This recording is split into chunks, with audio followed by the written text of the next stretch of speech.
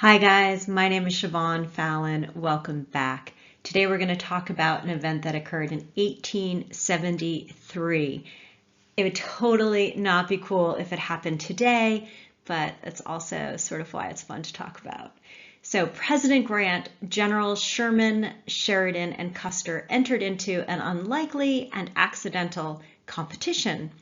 They were military men and very successful military men, so they took it quite seriously, maybe too seriously. Let's learn more. Thanks for joining me. So all of us have seen photos of politicians kissing babies.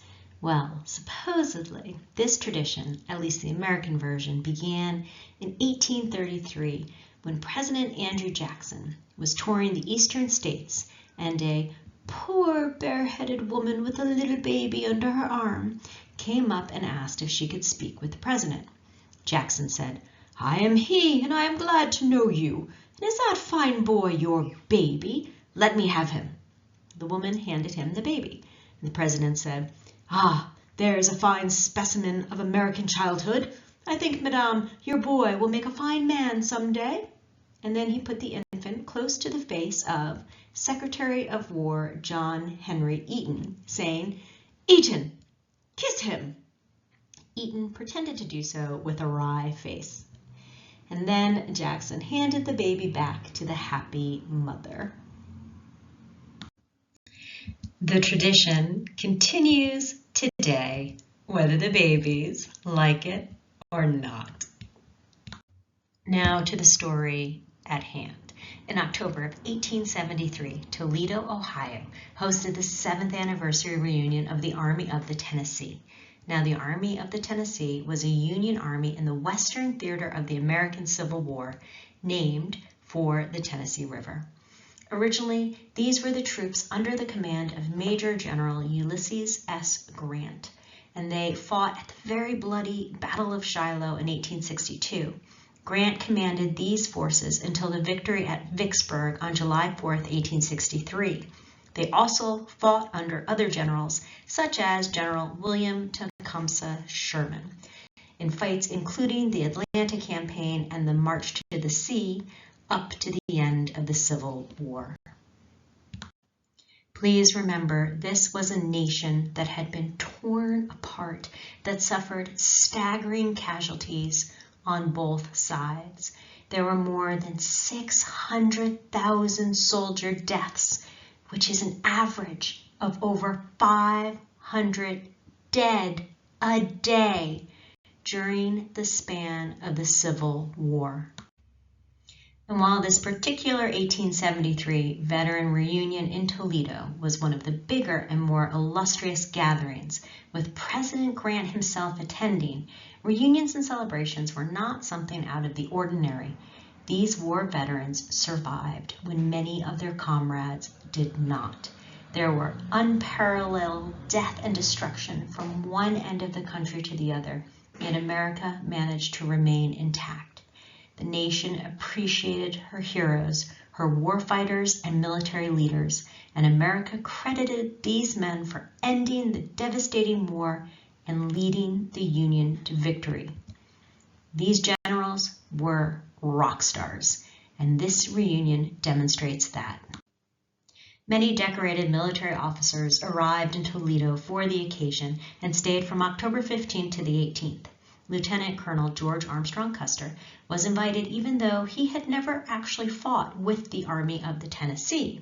Custer had spent his Civil War career fighting for the Union with the Army of the Potomac. However, his commanding general, Phil Sheridan, wanted Custer there. Custer had just finished his Yellowstone expedition that summer. He was reunited with his wife, Elizabeth or Libby, in Toledo. Interesting to note is that Custer and Libby did not stay at the very expensive Booty House Hotel where many of the reunion events occurred and where the other generals stayed. Custer stayed at the smaller and more modest hotel down the road. On the final day of the reunion events, General Grant invited 2,000 women of Toledo to their own reception at the fabled Booty House Hotel to shake hands with himself, as well as the generals Sherman, Sheridan, and Custer. It ended up being a rather surprising event for all who attended. Here is one observant journalist's very detailed account of what happened that day. Kissing the President. The heroes of the war charge on the lips of the ladies. Record of the daring deeds of Generals Grant, Sherman, Sheridan, and Custer. None but the brave deserve the fair. At the reception of President Grant and the leading generals of the United States Army Thursday at Toledo, the following scene took place, as reported in the Toledo commercial. The reception. Everybody being in readiness, the doors were thrown open, and the ladies began to pour in, shaking hands with President Grant first, and then passing on to the generals. At the outset, the proceedings were marked with such dignity and decorum as would naturally be expected, but as the ceremony progressed, a certain familiarity grew up between the visitors and the ladies.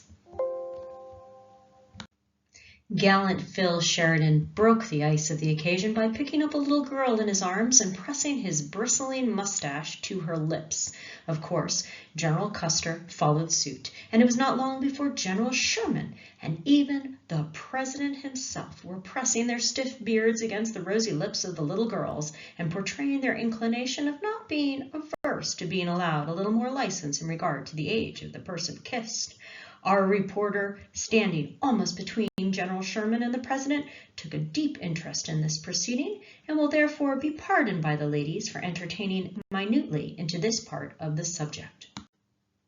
The crowd still pushed on, and it seemed as if there was just a slight rush on the part of the ladies to hurry upstairs when they heard that the pleasant pastime of kissing the President was a feature of the reception. It was not long before gallant Philip took another departure and astounded the crowd by kissing a young lady of some 16 or 18 summers. General Custer, declaring he would not be outdone, also seized and kissed the young lady, and then General Sherman began to look around him for a good model. He soon found one and imprinted a kiss upon her fair cheek, only to see her pass by him and kiss Generals Sheridan and Custer. The President blushed at the rashness of his young officers, but directly his eyes began to sparkle, and he took out his handkerchief and wiped his mouth. The next real handsome young lady who made her appearance was the fortunate first grown lady to get a kiss from the President of the United States. The President seized her hand and pointed his mouth for hers. She drew back at first, but becoming immediately cognizant of the great honor conferred upon her, she yielded, and the President gave her lips a soft touch, hardly sufficient to be called a kiss. Of course, Generals Sherman, Sheridan, and Custer saw this, and a roar of applause was the result.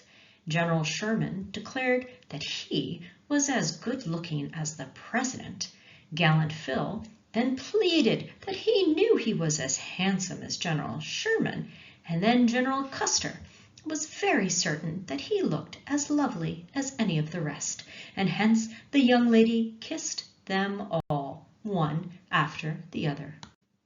This, of course, opened an excellent opportunity for the fair belles of Toledo and the sunny daughters of the rural districts to kiss the President and some of the military heroes of the late war, and they took advantage of the opportunity.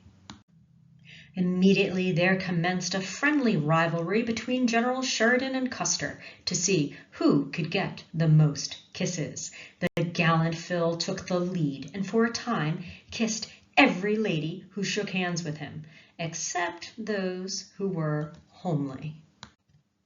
General Sherman and the President joined in the fray, and at one time were considerably ahead of the other generals.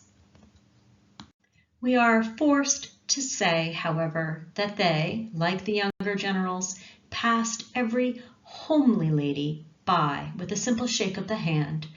Our reporter took special pains to keep a record. Of course, the young ladies had their preferences, and many of them succeeded in executing a very shrewd flank movement by passing through once and kissing their favorite. then dodging out of the ranks and passing around again, thereby giving their favorite an opportunity to tally one more than was justly due. By this well-executed flank movement, General Sherman succeeded in making an excellent run. Gallant Phil, seeing how his senior was getting the advantage of him, made an attack in the rear and succeeded in capturing several smacks from a crowd of young ladies standing in ambush observing the contest. A dispatch to General Sherman. In the heat of the contest then going on, General Sherman received a dispatch from the South, but he was too much engaged to read it, and turning around quickly, he kissed one of Toledo's fair daughters who stood behind him, and he asked her to read the dispatch and tell him if there was anything important in it. She blushingly accepted, and after attentively perusing it for a few minutes, handed it back to the general, remarking very indignantly that she saw nothing there except something about some old gray socks and coats. The commercial reporter asked the general for the dispatch, but the request was refused upon the ground that there might be something in it not appropriate for the press. He explained, however, that he presumed it was a dispatch asking clothing suppliers for the yellow fever sufferers down south, as he had received many such applications quite recently, all of which, he said, had been granted. The general then resumed his attention to the ladies, and the kissing conflict progressed with unusual fervor. General Custer, whose position was on the left, made a brilliant charge, and for 10 minutes kissed every lady that passed him. Just at this moment, an old lady came along, accompanied by her daughter, a blushing young girl about 18 years of age. She stopped in front of the president and shook hands with him, saying, "Mr. Grant, this is my daughter." The president immediately stooped down and kissed the young lady, much to the surprise of her mother, and he said, "Madame, I am very much pleased that you have such a handsome daughter." The old lady was quite astounded, but soon comprehended the situation and walked away with a smile of satisfaction on her face.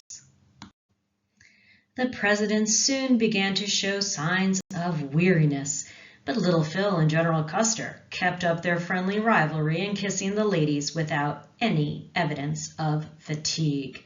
At 4 o'clock, however, the last lady came up the stairs and the reception closed. From an accurate account, our reporter learned that the president and his attendants kissed the following number of persons each during the reception. President Grant, babies, 71, girls, 118, ladies, 393. General Sherman, babies, 127, girls, 147, ladies, 277. General Sheridan, babies, 91, girls, 104, ladies, 410. General Custer, babies, 92, girls, 128, ladies, drum roll please, 417. From additional observations taken by our reporter, we are enabled to present our readers with an approximation of the muscular power expended in shaking hands with a vast crowd assembled at the hotel for that purpose. Not less than 2,000 ladies shook hands with President Grant, General Sherman, Sheridan, and Custer. Suppose that each one of the eminent men expended enough power in shaking each hand to lift 3 pounds, and they certainly did that. It will be seen that they lifted each about 6,000 pounds during the short space of 1 hour. If we consider the further amount of muscular power it required to kiss the number of ladies given above, the result will be simply enormous. Here's another look at the results. All in all, this day lets us see the lighter side and the more human side of all of these historical figures. Cavalry commanders General Phil Sheridan and Lieutenant Colonel George Armstrong Custer were pretty close. Sherman, on the other hand, has the lowest score. And if you look at how Sherman is depicted in this etching, maybe you can see why. It looks like this poor lady wishes she had been offered a handshake instead. Meanwhile, the artist gave Custer a much nicer delivery. Custer for the win. There is no record, though, of what his wife, Libby, thought about her famous husband's victory.